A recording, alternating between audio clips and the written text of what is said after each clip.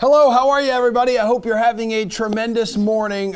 Maybe we can help. You're watching The Sweat, presented by DraftKings. I'm Emerson Lotzia. We got the usual suspects here to help you make some cash around the NBA, the NHL, and on the links. We're going to start with football because we miss it. Tier.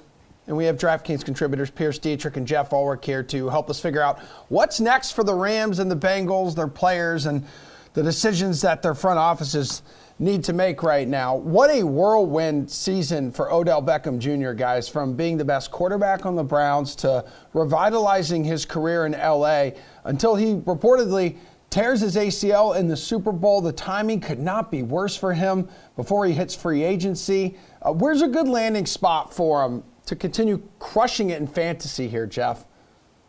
Yeah, I mean, I think that I tweeted about this yesterday. I hate to see players like this. Odell Beckham, everyone was down on him. He's terrible. He's not the same. He went and revitalized his career. He showed that the problem was Cleveland. It wasn't Odell Beckham. And now what's his payout? That he has a long offseason of recovery, probably not going to be ready for the start of the year just because of the nature of the injury. And, you know, his free agent value is it's kind of in the tank just because of that. I think this is going to lead to Odell Beckham potentially just going back to the Rams, because it makes it very easy for him to just come back. The Rams know they'll be fine. They're not in any rush to add someone. They've got their Super Bowl. Sure, come back for one more year, Odell. And I think that's probably the best situation for Odell Beckham. He can come in, he can raise his value again. He'll probably get a short-term deal. Who knows? The Rams are crazy. They might just trade people and like free up a bunch of space and give him like $80 million too. That's another scenario. I think Odell Beckham, because of this injury, I think there's a way better chance now he goes back to the Rams. All right, Pierce, where do you think he goes, and where's the best place for him to just continue to move in a positive direction here on the fantasy side? Well, I don't expect him to move much at all. He's going to the couch. He should stay on the couch. His career's over. His career was already over. I don't get this. He revitalized his career. We're going to look at, I mean, this is incredibly biased. You're picking out a couple games in specific situations and saying, oh, he's back. When you look at a 5-year sample size, I get it. His quarterback wasn't that great, but that's the story for a lot of receivers and many receivers that still put together pretty good numbers with poor quarterback performances. His numbers aren't there. He is a very old 29. He's got a torn ACL. He's not just going to come back immediately. He was already a fringe player in my book. Did he have some good games in the playoffs? Yeah, but they weren't against good teams. Those are not good secondaries. Also, everybody's guarding Cooper Kupp, so he gets tertiary, secondary coverage. They also didn't have a running game, so they had to pass the ball to him. I think if you look at his playoff numbers, it's incredibly skewed, and I don't think any general manager is going to be stupid enough to just look at those numbers. They're going to look at the full sample size and say, this guy's toast. He's done. The highlight of his career is getting knocked out by a kicking net. He should still have a market, though, right? Like, it's not out of the... No! You do not... Who wants him? Damaged goods. Look, he's already got baggage to begin with. Remember, he's a head case to begin with. But now he's got injury issues. He's an old 29. You are crazy if you're going to bring him onto your team. I mean, I'm an old 29 too, Emerson. Yes, you are. It's funny. You're a lot like my wife. She's turned 29 the past 8 years. It's kind of crazy how she doesn't age. But Pierce, it seems like he's fine between the ears when you get onto a winning football team. We've seen it like with Jalen Ramsey. Pierce has talked enough. I disagree completely with this. We watched Odell Beckham get open at will in Cleveland and overthrown, not connecting on deep balls. Look, you can dislike what Odell Beckham does off the field. The clip that his dad put together doesn't lie. That's the truth. That's what was happening in Cleveland. Odell Beckham, to me, looked absolutely fine on the field. He looked great on the Rams, and he clicked there. He gelled with the Super Bowl winning team. I don't think that the problem is Odell Beckham. I get that he rubs some people the wrong way, but no, I think there's still actually a lot of juice left. He's going to rehab, obviously, from another major injury, but this is an elite athlete. We've seen him perform. I think he's going to come back, and I think he'll be a difference maker for someone again. Julio Jones was an elite athlete. How did that work out for the Titans? Julio Jones, what is he, like 34, 35? Come on, he's got like 5 years on back. Pete, you were singing a different song at the beginning of the season. Everybody else was too. I mean, I think everything will be on the table for OBJ. And you also have to think how crowded that wide receiver room will be if he stays in LA, because Robert Woods coming back from his own injury. So will he have to take the injured player discount? He's going to have to wait to sign closer to the season rather than jump on a new team right away. You know who's going to get him? It's the Jags. Oh, hey, you know what? Who wouldn't want to be catching touchdowns from Hall of Fame quarterback Trevor Lawrence? Anywho, a few quarterbacks, guys, in the NFL. Stop that, Matt Cody. Stop pushing that crickets button. Few quarterbacks in the NFL history have been sacked as much as Joe Burrow was this season, guys. A record-tying 7 times in the Super Bowl, bringing his total number of takedowns between the regular season and playoffs to 70. Third most in league history. Offensive line has to be the priority here. Like, what's the best way to improve it? Pierce, are we free agency through the draft? We saw the Chiefs do something similar last year, right? Terrible offensive line, turned it right into one of the best with a couple free agent additions.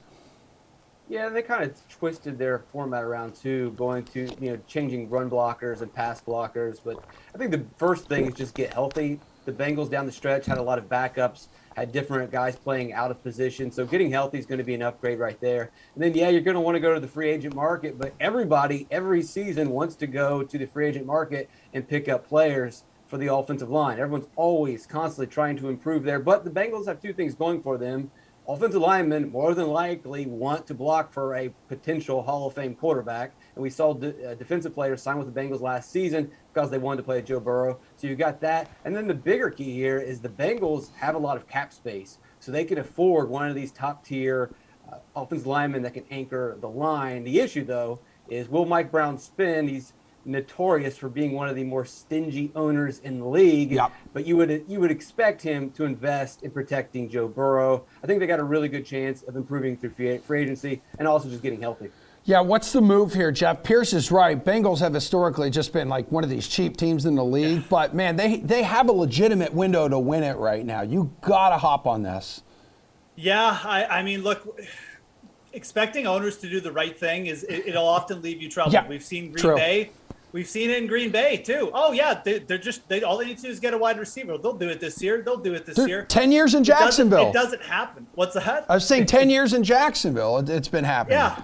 So I actually think that the Bengals fans, they may be a little disappointed with the results here. I think they will definitely address it in the draft. But the draft is a crapshoot. I mean, you can spend a high draft pick on an O-lineman. Doesn't mean he's going to be that good. Plenty of O-linemen have struggled early in their career. So, yeah, I mean, look, did the Bengals need to address it? Obviously, it should be a concern. But I'm not necessarily thinking that they go out and do it. I also would say, for them on the defensive side, they've got a very nice, core secondary. I think that adding a pass rusher should also be high on their list. If you're giving me the option of spending on O-line versus, adding an elite pass rusher, I might even add the pass rusher. Those guys make such a big difference. That defense is really solid. If you add, one sort of Aaron Donald-ish type guy, obviously not getting Aaron Donald, but someone similar to him in the middle, that would make a big difference. That would really turn that unit into an elite one, I think. So I think those are the 2 main units. Obviously, they've solidified their offensive future and their playmaking, which is a nice spot to be in, quite frankly. So yeah, they got the number 31st pick in the draft this year, and then we all know that they went quarterback and wide receiver the past 2 years in the first round. Speaking of Aaron Donald here, Jeff, I mean, Rams are dealing with some retirement rumors. They might not even get Aaron Donald next year. Head coach Sean McVay is in that conversation, and now big beefy Aaron Donald. He didn't end up announcing anything after the game. Going to soak up all the fun, winning a championship. Did announce that he was going to Disneyland. But if he does ride off into the Southern California sunset here, what kind of shape will this Rams defense be in, Jeff? So, I mean, first of all, I don't think Aaron Donald's going to retire. What else? What is he going to do? Like outside of playing football, is he going to make those crazy workout videos where he's dodging people's dude? He is so big, and just sell them online or something. I mean, I would buy one, but yeah, there you go. The Rams they're a superstar-driven team. They're the very definition of 4 players won the championship for them this year. It just feels like. I mean, name some Rams outside of Ramsey, Donald, Stafford, and Kupp. It's kind of hard to do once you go through their lineup. Losing Aaron Donald for this team would be an absolute devastating blow. And I don't think it's one that they would recover from next year either. I would definitely be fading them to make the playoffs. They're in a competitive division. That D-line and just, the plays that Aaron Donald was making for them at the end of games to make up for silly play calling by Sean McVay, who was running negative run plays every third play of the game. They need that. They absolutely need Aaron Donald in there. So I think it would have a massive blow. And it's just a player you obviously can't replace. The Rams also have no draft picks to replace him with, or like collateral. So Aaron Donald retiring, that would just be a blow for the Rams, I think, for multiple years. Pierce, it's crazy because he's like entering the mix in the conversation with guys like Reggie White, Lawrence Taylor, Bruce Smith as some of the best. Hey, let's pump the brakes there. No, I refuse to pump the brakes. And he's underpaid. So is this more about like leaking something to the media that I may retire at 30 because, listen, he is underpaid? Oh, is he really? Is he underpaid? Yeah, he was underpaid coming into the season. And he's underpaid, entering the Super Bowl, and now he's underpaid heading into an off season. Oh, well, he can lock out then. Who cares about that? If he plays or doesn't play. The Rams care about it. The Rams don't want to lose him. The Rams have got more problems than that. I mean, the Rams, congratulations on the Super Bowl run, but boy, did they have a soft schedule down the stretch. Boy, did they catch every single break that they needed to. Let's not forget that this team looked pretty ugly at times during the regular season.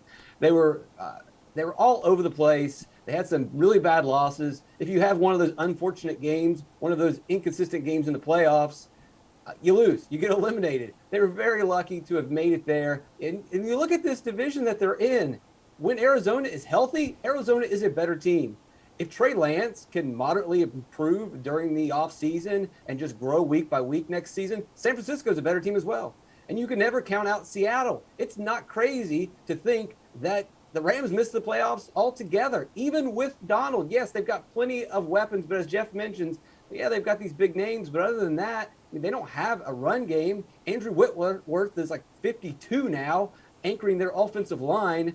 They've got plenty of issues. I think you're going to have one of those Super Bowl hangover performances where they just miss the playoffs altogether next season. We talked about this. The Rams are the very definition of a team that pushed all their chips in the middle to get a Super Bowl. Yep. And you know what? I commend them for that because not enough teams do it. They cashed in. But yeah, it's time to pay the piper over the next few years for the Rams. And like, if this gets accelerated by a retirement or two, this team is going to be ugly in a couple years. Yeah, we talked about it on the Wednesday edition of Slate with Reed Fowler last week, Jeff. Like the sustained success of the Rams likely not going to be as long as it will be for the Bengals, who ended up building through the draft and with a lot of young guys didn't spend all that cash.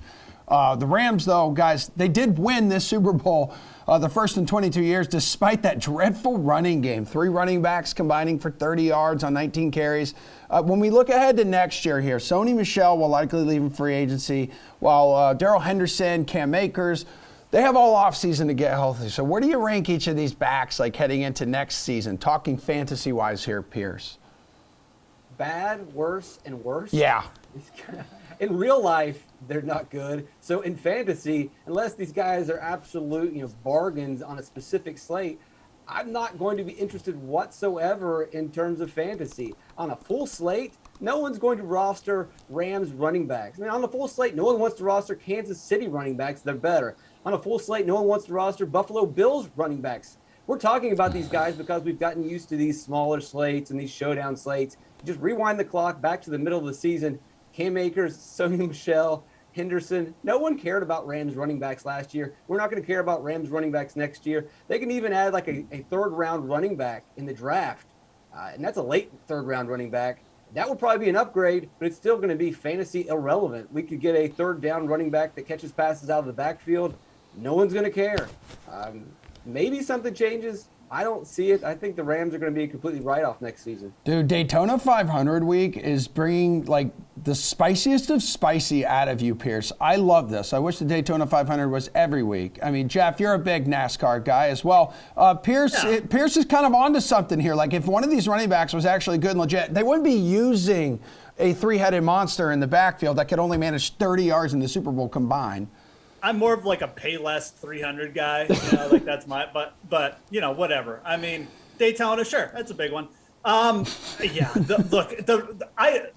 Rams just winning the Super Bowl, my brain still hasn't figured it out. I mean, this team, they just couldn't run the ball. Like the running back position on this team is just so irrelevant right now. And I don't know how that's going to change in the offseason. There's a lot of people who say, oh, you shouldn't get on Cam Akers because he's coming off an Achilles injury. And like him getting on the field is cool. It's an accomplishment, but it's still an Achilles injury. Like he may never recover from that. He certainly didn't look like he was recovered this year. So 6 months, yeah, I mean, you give him a better shot, but The one back I have, look, Sonny Michel's a write-off. He's gone. Like he's I'm sorry, like he was there as like a place filler, a warm body. He's not coming back.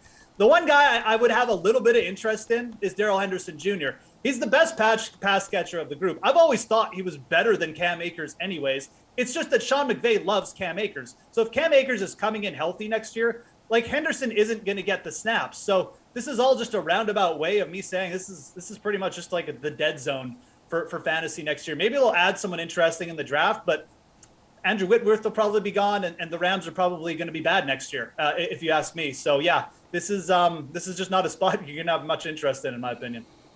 All right, let's wrap this segment up here with some Joe Burrow. Joe Cool should be a staple here for playoff football over the next decade, really. But it's also pretty clear that, he can't be elite if, he's going to continue to handle the punishment and beating by all these defenses. We talked about the offensive line earlier in this show. But, if they shore up that O-line, guys, where would you rank Joe Shiesty among fantasy quarterbacks heading into next season, Jeff? So I think top 10 for sure. I don't think that you can put him necessarily in the top 5. I just think that's impossible. And look, there's a big line between real life and fantasy. Yes. I mean, Joe Burrow is probably, to me, like a lot better than a lot of the fantasy quarterbacks I have ranked in front of him.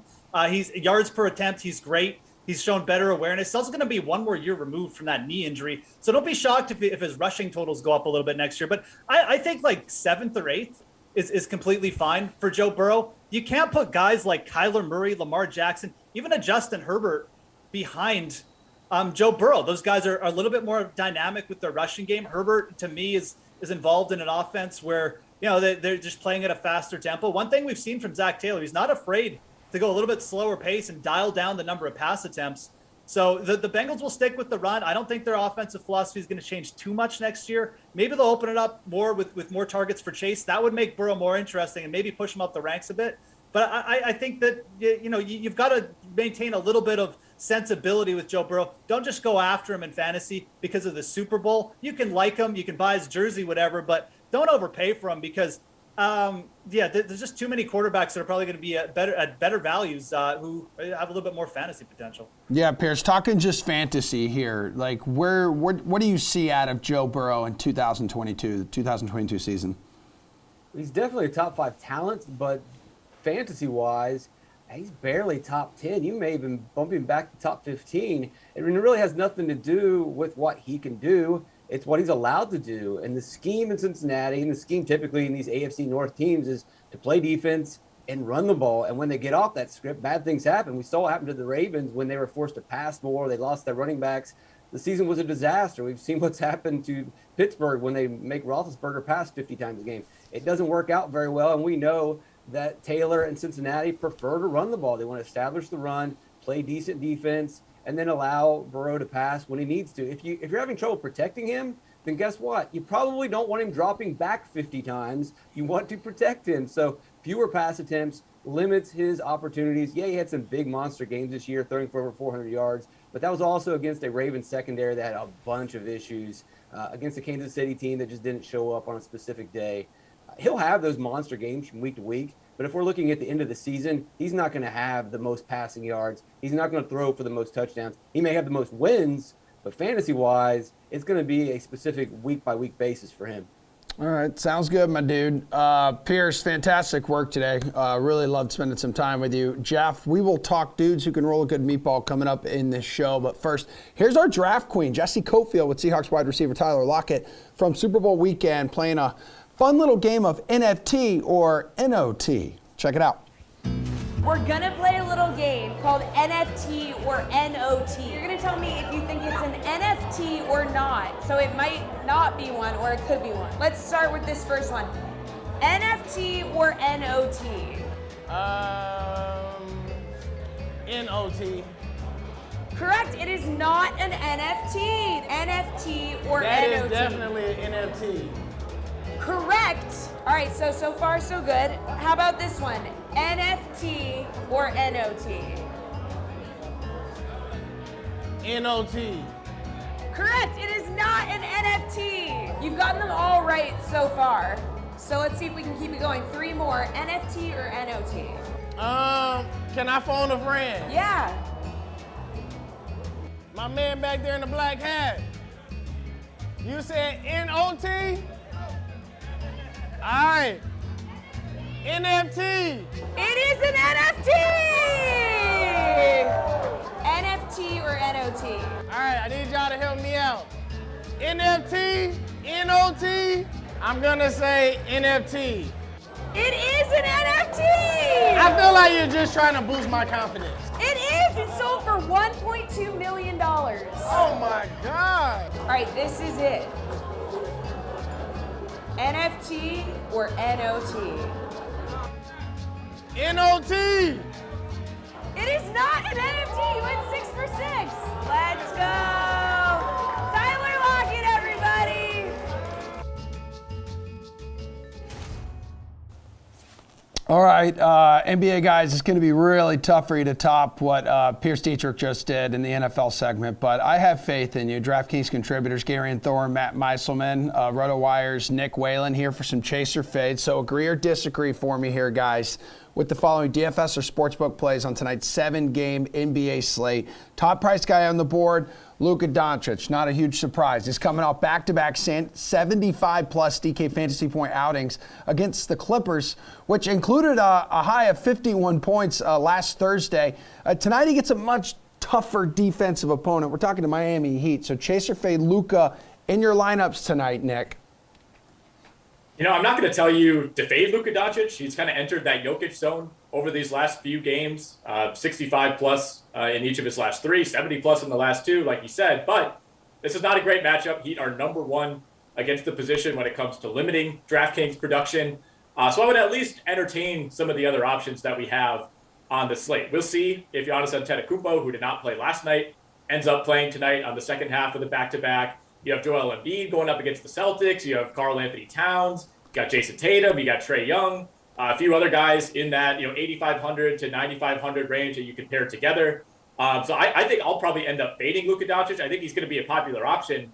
But there are just too many other ways to look tonight. I mean, those last 3 games, I should say, where Doncic went off, game against the Detroit Pistons, and then 2 games against the Clippers, which for some reason Doncic just has like this vengeance. Whenever he plays the Clippers, he's going to go off, dating back to the last few playoffs.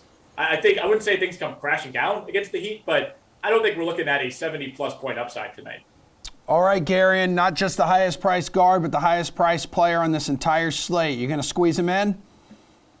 I'll probably have some exposure, but, echoing what Nick was saying, this is clearly not as good a matchup as we've seen in the past. Although I guess the kind of like sneaky secret about the Mavericks is every game they play is a low-paced spot because they consistently are the slowest paced team in basketball across like the last half decade.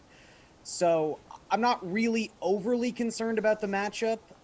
Although I do think there's a chance just with how expensive he is, how much of a reputation the Heat have, and really just like the fact that anyone participating in that Timberwolves Hornets game is going to be so popular, including LaMelo Ball, who's just $9,100, that maybe Doncic is his ownership is a little lower than it should be on a slate like this, which is why I'm still a little enticed. But at the end of the day, we're talking about someone who across his last 6 games has a 43% usage rate and is averaging a 37-point triple-double. So I'm going to have him in a couple lineups just out of sheer fear of missing out. All right, Maddie, what are you going to do here with the highest priced player on this slate?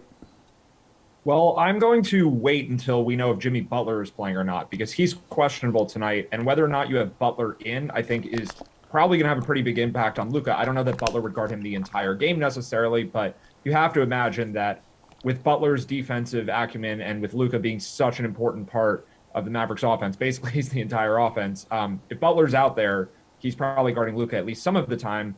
And without Butler, I think the defense does drop off quite a bit. So I like Luka more if Butler is out. But I'm looking at Giannis. Like, I think Giannis comes back tonight. I think last night was basically resting. Like, they were playing Portland at home. This game is Indiana at home. They called it an ankle injury, but I expect Giannis to be out there. And he's probably going to be the lowest owned of the studs. And he also is the best matchup. I mean, the Pacers don't play any defense anymore since Miles Turner got hurt, basically. It's even worse since the trade deadline. If this game does stay close, I think Giannis does really well. And the rest of the team is going to be tired. They just lost at home to Portland last night. A lot of big minutes for guys that don't normally play those minutes.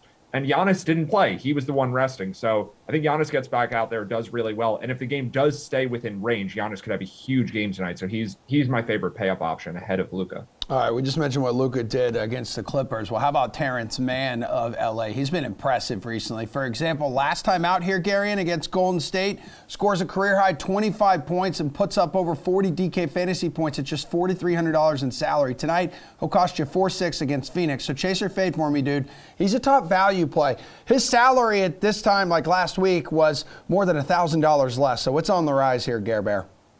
Yeah, you have to chase this. I mean, is he my favorite value play? Maybe not, but he is a top value play. I mean, the one concerning thing about the Clippers all season long has just been how really inconsistent their rotations have been. They kind of have like 7 or 8 players who are almost the exact same person, and you never really knew how that was going to translate to that night's rotation. But with Norman Powell now out for an indefinite period of time, with Eric Bledsoe not part of this team anymore, they just don't have a lot of guard depth. And, you know, you look at Mann in the 2 games since Powell got hurt, he's averaging 35 minutes and he's averaging 1.13 DraftKings points per minute. So if you're going to have that type of volume at a sub 5K price tag, you know, we're not reinventing the wheel here. He's just going to be viable. That's simply the way the math works. So I'll shout out like James Bouknight, I think is a really nice play. Been averaging about 20 minutes per game at a high usage when he's been healthy lately. I think Jordan Nwora, regardless of whether or not Giannis Antetokounmpo plays tonight, is a really good value play at the absolute minimum. But yeah, Mann is someone who you're going to have to put in a couple lineups. All right, Matty, one of the Clippers' top 2 threats here on offense because of all the injuries they're dealing with. Yeah, and the other injury they have is Luke Kennard, who didn't play last night. He's likely going to be questionable for today, too. So if he's out, then it's just Mann kind of has to play a ton. The only reason I'm not necessarily going all in on him, even though I do think he's currently the best value play, is just this could be a slate where we have tons and tons of value, and there might just be other good options that we don't know about yet. So, for instance, if Butler doesn't play, Gabe Vincent, Caleb Martin, some other guys like that, Max Strus. But as it stands, I think, yeah, you have to look to the Clippers. If you want to fade Mann for ownership, Nick Batum is cheap, Amir Coffey's cheap. Those guys are in the mid-3,000s. So I think pivoting down to one of those 2 guys makes some sense. But you kind of have to have a Clipper, I think, in some capacity. And then if Luke Kennard plays, I think he's viable too.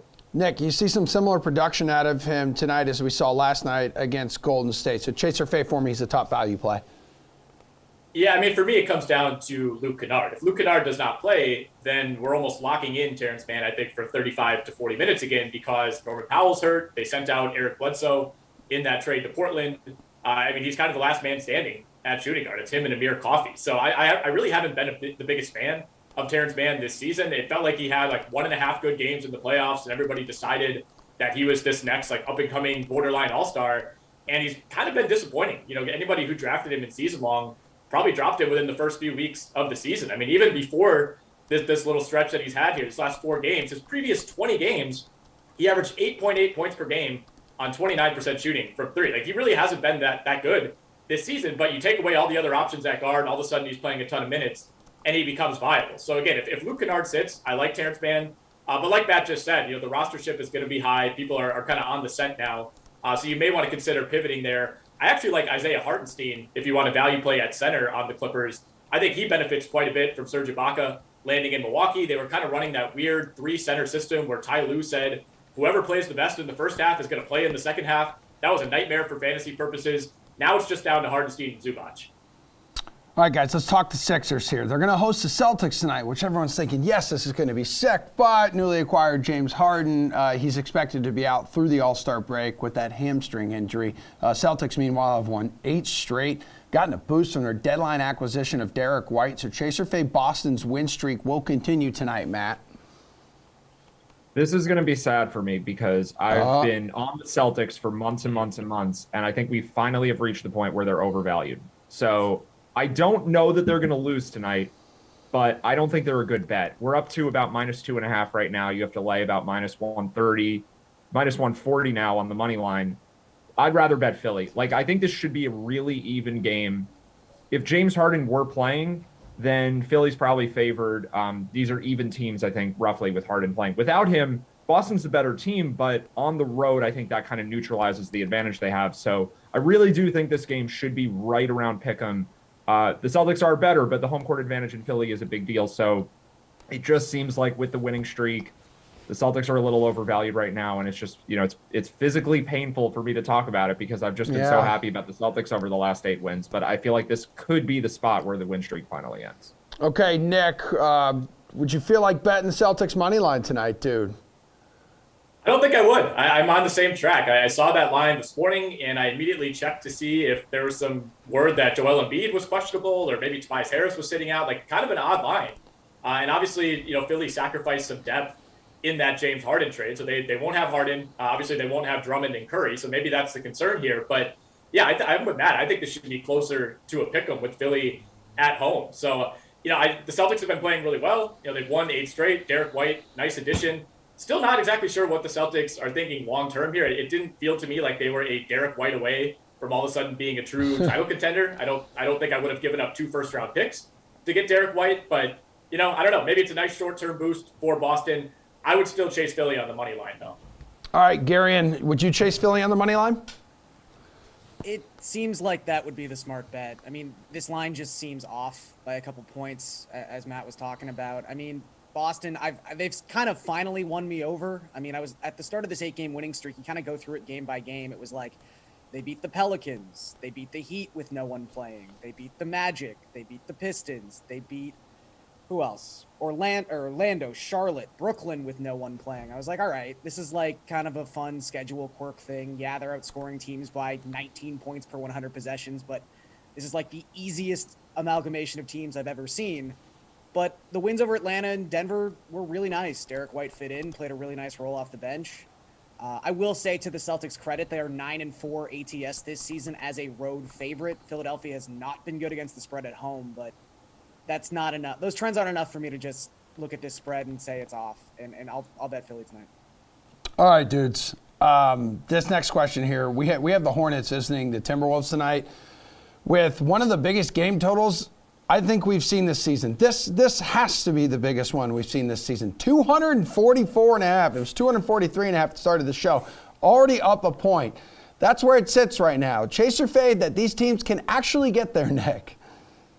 I mean, what would be the point of discussing this if I was going to come in here and poo-poo this and say, no, absolutely, it's going under? What the heck? I mean, it's almost the All-Star break. Why not? You got to bet the over on this, right? I think this absolutely has to be the highest line, maybe by like 4 or 5 points that we've seen this season. I mean, Minnesota's point totals over its last 4 games, 249, 256, 251, 248. Charlotte, not quite as impressive, 243, 260, 230, 217. But man, you see that 260, and you're like, I think this is another opportunity for one of those nights. Minnesota, number 1 in offensive rating by a pretty good margin over the last 10 games. Both teams top 3 in pace. Very weird how cyclical the NBA gets, where Minnesota-Charlotte is arguably one of the biggest, most exciting games of the regular season. I'm absolutely chasing the over here. I mean, Garrett, I think everyone expects like a fun game in this matchup. 2 teams vying for a play-in spot come postseason time. But man, is it going to be this high scoring? Yeah, I keep going back and forth on this. Like, my brain is saying you've never taken over in a spot this high. But, to Nick's point, I kind of want to cheer for it. Yeah. I sort of was one of those people, I'm sure a lot of people were, waiting for the Super Bowl to start. You're kind of flipping around channels, what other sports are on, and you end up watching that Timberwolves-Pacers game where I don't think either team like knew the definition of the word defense. It was insanity. It was, and you really expect a script much like that to take place again tonight. I mean, these are 2 top 3 teams in pace. As Nick alluded to, Minnesota is averaging almost 122 points per 100 possessions across their last 10 games. Really, the only part of this that worries me is the fact that Charlotte has not been shooting well lately. Maybe they don't hold up their end of the bargain here, but yeah, I'll take the over. Why not? Okay, Maddie, clean sweep. Give it to me. Oh, no. I'm going to keep this one short because my answer is way more boring. Like, I just think this is a fair total. We actually do have a little bit of precedent for this because the Wolves just played Chicago with a total that got into the low 240s. So this one is higher, but it's only a couple points higher. Charlotte played Chicago also. I guess Chicago is the team that's most similar to these two in terms of pace and offense and also lack of defense. That total was in the high 230s.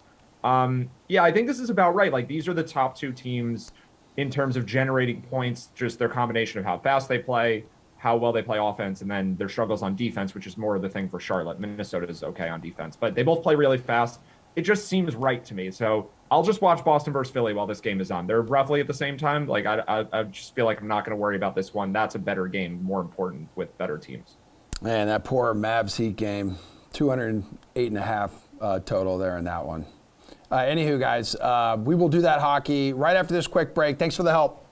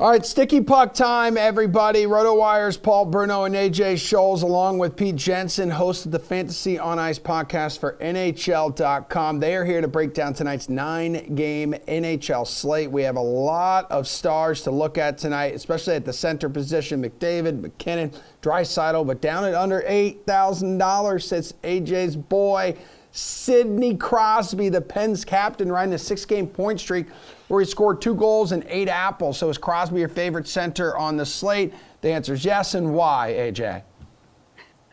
Look, man, just because I named my daughter Sydney doesn't mean he's my guy, Emerson. Like, okay, of course it does. Yeah. Look, Crosby's going for career goal number 500 tonight, which would also mark 50 career goals against the Flyers. And, oh, by the way, it's Jaromir Jagr's 50th birthday. Like, this storyline absolutely writes itself for a goal tonight. It's a home game for the Penguins. You leave Crosby out of your lineup at your own risk here because, look, I know it's the first take of the show, but this is my slate-approved pick of the night here. Woo! Crosby with a goal tonight, lock it in. And the fact that he's cheaper than those other top guys just makes it all the more appealing. I love it. Pete, are you that brave to put Sidney Crosby in there tonight? I don't know if it's really going to involve much bravery. He's pretty damn good. I'm getting Nazem Kadri into my lineup because I like how this Avalanche lineup looks. I like how they played against Dallas the other day. They play them again tonight. And Kadri has played just as well whether Nathan McKinnon is back or not. But I do believe that having McKinnon back in the lineup supports Kadri. So I would go ahead and say approved stack Kadri with Val Nichushkin, his line mate, who's having a breakout season, best we've seen of either of those guys' careers to this point. But Kadri really doing it up nicely in his contract year so far. So I'd spend up for Kadri. Paul, don't break AJ's heart here. Chase or fade, Crosby's your favorite center here. Come on. He's got to love the schedule because if Crosby doesn't get it tonight, guess who they play on Saturday? Up next. I mean, the Maple Leafs are on deck. So AJ's looking good either way, Philly or Toronto. But of course, I'm on Sidney Crosby's train tonight. $7,400, a low price tag for him. He's on fire offensively of late, and of course, Philadelphia as a primary victim. But if you don't like that call, then how about a couple of Tampa guys? Braden Point, $7,200. 9 points, 37 shots on goal. Tasty matchup against New Jersey. Same for Steven Stamkos, who cost sub 7,000 tonight, 6,900. 10 points, 29 shots on goal. His last 10. I think it could be a points night for the Bolts tonight. All right, guys, next question here. We got another 6-game point streak to talk about. Let's see. On the wing, Johnny Gaudreau, 3 goals, 4 assists over his last half dozen, and a nice spot against the Blue Jackets. So would you take Gaudreau at $7,500 over the top price wingers like, hey, there's Ovi, there's Pasta, Kucherov, Pete? I'm really interested to see what the Flames are going to do after trading for Tyler Toffoli, because that top line of Lindholm with Gaudreau and Matthew Tkachuk has been one of the best trios in the league this year. But when you're making a move before the deadline for a player of Toffoli's ilk, I think you're going to probably want to surround him with some talent as well. So something to keep an eye out for there. I'll spend down at the wing position. I really love what Alex Tuck is doing for the Buffalo Sabres. $4,900, really cheap in my opinion for a guy that has 17 points in 15 games since the trade, since he returned from injury. We all saw what Jeff Skinner did the other day. The Islanders have given up 11 goals over their past 3 games. This is that vaunted spot, final game of a road trip that was started out west and now is back east in Buffalo. So look for Tuck and his dynamic play to pounce on the Islanders, who are having a pretty brutal season right now. Paul, I'm looking at Kucherov there, man, continues to put Tampa Bay on his shoulders offensively. Huge numbers, averaging 16.8 DraftKings points in his last 10 games played, 43 shots on goal. That's well worth the price tag for me, and a great mismatch tonight, as I said. Going back to Pittsburgh, though, somebody's going to be setting up Crosby. I think it's going to be Jake Gunsel. $7,100 for him. 40 shots on goal his last 10. That's a great shot rate. And Johnny Gaudreau, of course, on fire, right there with those guys. $7,500. Pick any of the 3, but make sure you get one of them at least in your lineup tonight. All right, AJ, what about Gaudreau here, man? You rolling with him? You going with someone a little more expensive? I do like him compared to the more expensive options that you listed here, Emerson, but I'm going to stick with Paul, and I'll give you a reason to use the other winger as well. I think all 3 guys are in play. Crosby, Gensel, and Brian Rust here at $7K. Rusty's on a 5-game point streak that includes 7 goals and 2 helpers. On the year, he's averaging 1.37 points per game. It's a fantastic matchup for the Penguins. I think stacking this whole top line is in play. It's expensive, but it's certainly an option tonight. All right, cool. Let's go to the blue line and the dudes of the blue line crew. Cale Mccarr breaking out of his mini slump with 2 assists against Dallas on Sunday. Before that, though, he was pointless in his previous 4 games. Colorado gets Dallas again tonight. McCarr's salary is as low as it's been since November. Is he worth this price, Paul? No, there's a bunch of better options that are cheaper. I like Evan Bouchard. We haven't talked about him at all, but he's taken over the power play quarterback role in Edmonton. $6,000 against LA. 3 goals, 4 helpers, 25 shots on goal, and 13 blocks. Can't forget the blocks in the DK scoring system, guys. Adam Fox also chiming in with $5,700 the price tag. Against Boston, the Bruins are a little light in their lineup, missing a couple of big guns. So you got to look at Foxy's 12 points in his last 10 games, 13 shots on goal, but 19 blocks. So that factors in. But even cheaper than that, Rasmus Anderson, another guy who's got an increased role in Calgary, $4,900 the price tag there, 25 shots on goal, 16 blocks, as well as 7 points. And finally, I like Rasmus Dahlin. The Sabres are surprising some teams lately. Don't take them lightly. $4,600, a nice matchup against the Islanders tonight. He also has 8 points in his last 10 games. AJ, Paul mentioned Adam Fox in there. You know, Boston's not looking great as of late, and we know he's one of the key cogs in the Rangers lineup. Yeah, that's where I was headed as well.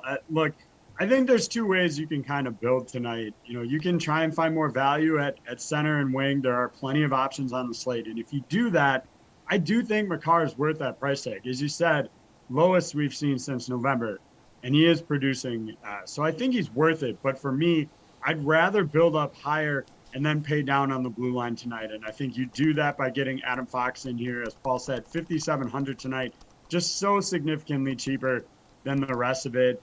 Yeah, he hasn't played in a really long time. He missed 3 games ahead of the All-Star break. Plus, the Rangers have been off for 2 weeks coming out of the break. So it's been a long time since we've seen him, but he was scoring with consistency ahead of that. And, yeah, the matchup with Boston is pretty good tonight.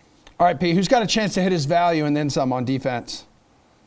I like the high floor of Drew Doughty in the matchup against the Edmonton Oilers. The Oilers are hot and cold right now. Big win yesterday in San Jose, but second of a back-to-back for them. Doughty, fresh, well-rested, hasn't played. The Kings haven't played since February 2nd. I think that benefits a player like Doughty, who's a very valuable veteran, top 10 among defensemen in the NHL in points per game this season. And also over his past 15, he's getting you plenty of shots with 46 and 20 blocks. So he gets that peripheral coverage. So, and then I'm also on the topic of Mccarr. I'll spend down for some more Avalanche exposure and get Sam Girard in my lineup. I, again, like the Avalanche stack a lot. I would roster 2 or 3 of those guys in my lineup against Dallas. And but Drew Doughty stands out to me as a nice high floor option that could surprise here. Guys, before y'all take off, let's talk some value plays. And flashback to yesterday, because, Paul, you absolutely nailed it. Here's a quick clip. Matt Boldy is enjoying a very nice run. 6 points in his last 6 games, along with 16 shots on goal. Solid two-way play. The guy's been on fire since he joined the big club. Plus 10 and 10 points in his 12 games played as a pro. All right, man. Matt Boldy with a hattie and an apple last night. Racked up more than 51 DK fantasy points, Paul. Pretty good. Who you looking at tonight for some value? Come on. You got to hit this again. Make the people some money. All right. Well, you notice the Edmonton Oilers looking a little bit better now. Ryan Nugent Hopkins back in the lineup. $4,900. Cheap. 9 points his last 10 games. 28 shots on goal. Faces Los Angeles. Good matchup for him. Look at the Ottawa top line. Nick Paul is surrounded by a lot of talent there. $3,600 his price tag. He's chipped in with 6 points and 29 shots on goal as well in the last 10. I like the call on Alex Tuck that Pete brought up earlier, so I won't repeat what he said, but basically great pick at $4,900. And finally, Andre Palat playing with 2 studs on Tampa's top line. He might be the best pick of all. $4,800, 8 points, 24 shots on goal. I think those numbers go up tonight. All right, Pete, give us someone who's going to score 51 DK fantasy points tonight. Well, I love Granlund from the Nashville Predators, centering one of the best top lines in the league this season with Philip Forsberg and Matt Duchene. Forsberg's better than a point per game, and Duchene is very close to a point per game this season with 43 and 44 games. Granlund having a bounce-back season of his own, 39 points in 46 games. Doesn't have the highest shot volume, but when you look at a component, a key integral piece of that top line where those guys are scoring every single night, it seems, and Granlund's only priced at $4,300 against the Washington Capitals, who are giving up a ton of goals lately. They've lost 3 of their past 4, and in those 3 losses, they've allowed 4+ goals in each. So the Capitals have been a little leaky. They're missing some guys. They haven't been the same Capitals, so jump on Granlund tonight. AJ, your top value play. Guys, I'm out. I can't be on this show if all we're gonna do is tout Paul all the time. I hear enough of this stuff. I don't need repeats of this. It was a great call by Paul last night. He got lucky for once. You know, every blind squirrel finds a nut. You know, it happens. So. Using my lines too. That's beautiful. For me, look, I think the Rangers are gonna win tonight. Boston is missing those 2 big cogs, but that doesn't mean they're a completely no value team here. And if you can get Eric Holla in your lineup for $3,500, you're not going to find a cheaper first line center on the DK Sport or on the DraftKings board tonight. So I really think he's still worth a shot. He's going to be on the second power play unit, it looks like, so he's got some value there as well. And if everybody else is on the Rangers, it gives you a little bit of a contrarian play by using somebody from Boston. I think it'll be the Rangers winning, but Boston will get some goals for sure, and why not? All right, tremendous work. Anybody who nails their picks, we will praise you and love you a little extra more tomorrow, okay? We will talk golf with Jeff Ulrich to wrap up the show right after this.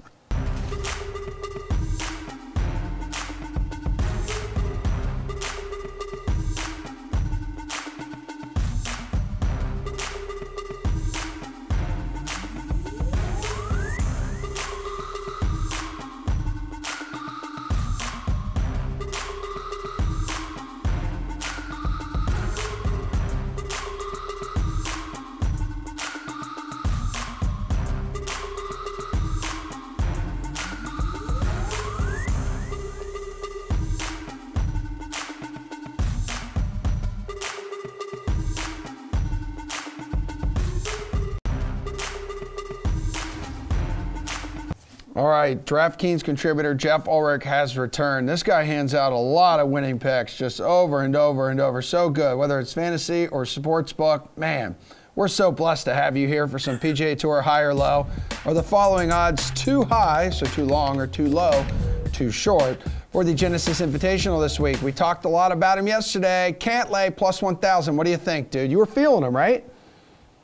I mean, I'm feeling him from the perspective of I don't think his odds are too low. I mean, I don't know. Like, could you put Patrick Cantlay at plus 1,400 and not have the whole world bet him at this point?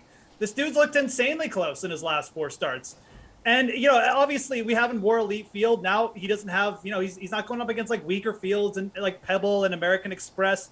He's got to get through like John Rahm, Dustin Johnson. He's got to get through the big boys this week. So I think that his odds aren't too low. You can't really expect Cantlay to be at like plus 1,600. You can't be sitting there, you know, being like, wow, you know, why isn't he there? He's almost won each of his last 4 starts. He's like one of the best all-around players in the world. But do I want to bet him there is the question. No, I don't. Because like I said, this field is elite. He's got more players to go through. But I will chase that his odds aren't too low. I mean, I think this is where Patrick Cantlay should be. He's the number 2 player in the world. He's ranked accordingly. It's just, you know, when you're looking for value and guys who might actually be underpriced, there is some instances of that later down in the field. You're just not really getting that with Cantlay. He's appropriately priced. That kind of is enough for me to leave him off the betting card. Hey, he's a UCLA guy too, local. Sure. Also, same with. No, I'm telling you, it's literally a fact. All right, okay. Colin Morikawa, chill out. Fine. He took the last month off. So how are we feeling about plus 1,800 odds? Now you want my opinion on another Yeah, player? actually I do. Okay. I'm sorry. I love you. And this is the instance I'm talking about. I mean, Colin Morikawa, plus 1,800. I mean, how often do we have to see this to, like, you know, not bet this? I mean, this is exactly the kind of range where whenever we've gotten Colin Morikawa, you know, last year was like the WGC, even the Open Championship. He just performs because he's Colin Morikawa. He certainly deserves to be in the conversation with guys like Justin Thomas, Cantlay, Rahm in the top 5 players in the world, and he is. And for some reason in this event, he's 6th in the odds, plus 1,800, the same as Hideki Matsuyama. I love Hideki Matsuyama. There's really no comparison just in terms of like overall upside with him and Morikawa. I mean, we've seen this is a player obviously under 25. He's already shipped 2 majors and a bunch of other big tournaments. And he's got some good experience playing at Riviera. I think this is going to set up perfectly for a player like Morikawa who's driving the ball well over in Europe. We haven't really seen Morikawa since the Tournament of Champions. So I think part of Morikawa's odds this week are just people haven't seen him that much. We've seen Cantlay. We've seen him be in contention every week. So it's fresh in people's minds. Morikawa's been playing fine. He's a great young player. He should not be at plus 1,800 for these events anymore. And he's just the better value. He's probably the best value, quite frankly, of the top 6 players, maybe even the top 8 players. Yeah, top 7s in all 4 of his season starts. Give me someone whose odds are too high that should be lower. So odds that are too long that should be shorter.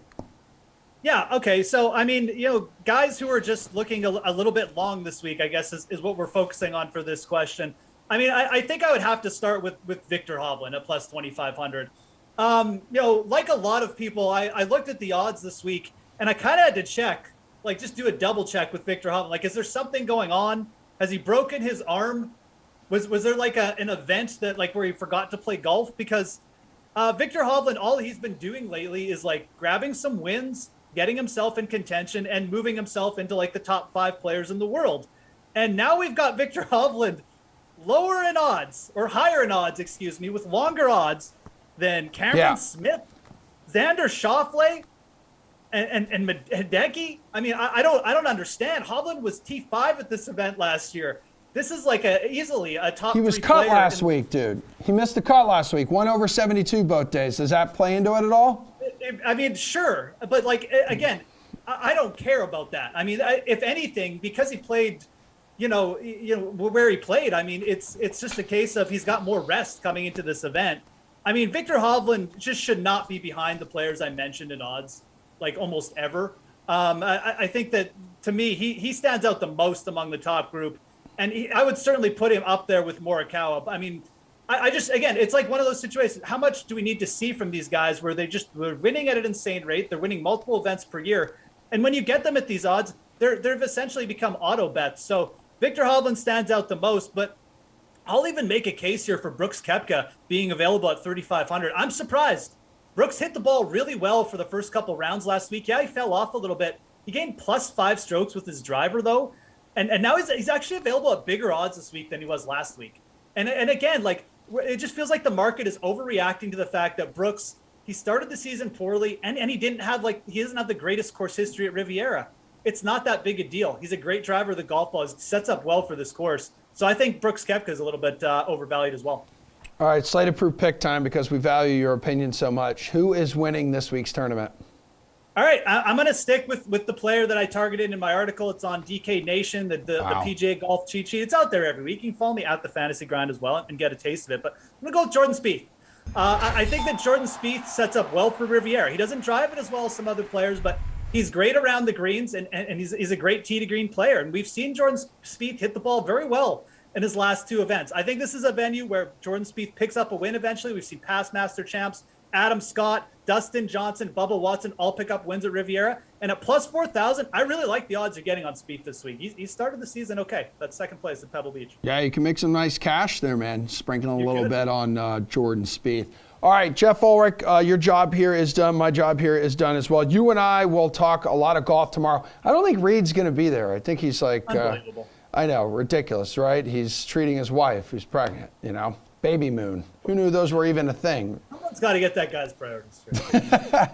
All right, dude. So we'll talk to you tomorrow here on the show as well, or maybe we won't. But we have Madden coming up next, Seattle at Atlanta, and then tonight, 5 o'clock, Glash and Schrag and Matty Meiselman. They're going to figure out if that is the highest total we've ever seen on DK Sportsbook there, 244.5. Unbelievable. They got a lot on the NBA coming up tonight at 5. Thanks for watching today. We'll see you tomorrow.